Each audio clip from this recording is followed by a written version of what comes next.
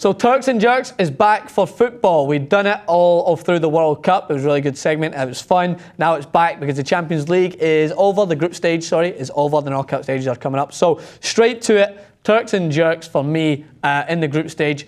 The number one Turk, I've got two Turks and one Jerk. The Turk for me is FC Basel in a very hard group with Liverpool, Ludogorets and Real Madrid. They made it through and they did well at Anfield. They played their heart out. They put everything to it, and all credit to them to going through to the next round of the Champions League. They, for me at this moment in time, are my number one Turk, but I have to give credit.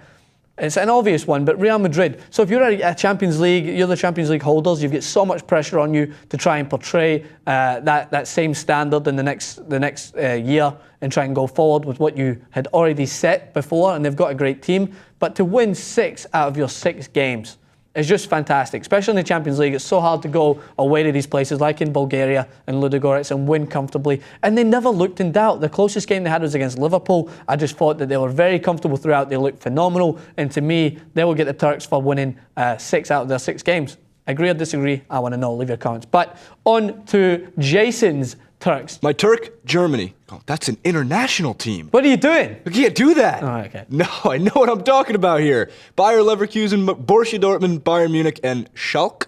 Schalke. Yeah. The 4 teams from Germany that made it out of the group stage, more so than England, who only had 3, and Chelsea, Arsenal, Man City, and Spain, Atletico Madrid, Real Madrid, and Barcelona. So Germany, I would think, in the amount of soccer I've been watching in the last 8 months, I should say, that England would, in the Premier League, I guess historically, would lead Champions League, or is that not necessarily true? It depends what sort of Liverpool and Man United team you get. Liverpool obviously going out this year, Man United went out last year, Man City the year before. It depends.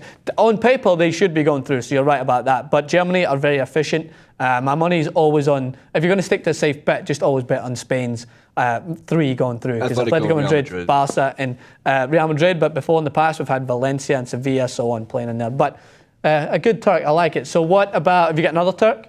I have. That was a Turk. I have 2 Turks. I have Nemanja Matic. Defensive defender, center defender for Chelsea. Midfielder. Something that you know very well, how to play defense.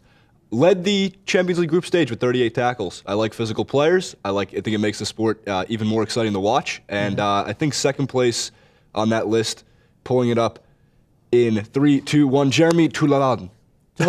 Yeah. So what you'll notice there is they are centre defensive midfielders, and I always talk about the importance of that position because you need to break up play, and I say that the best teams have good defensive midfielders, and I think that Matic may be one of the best in the world at the moment.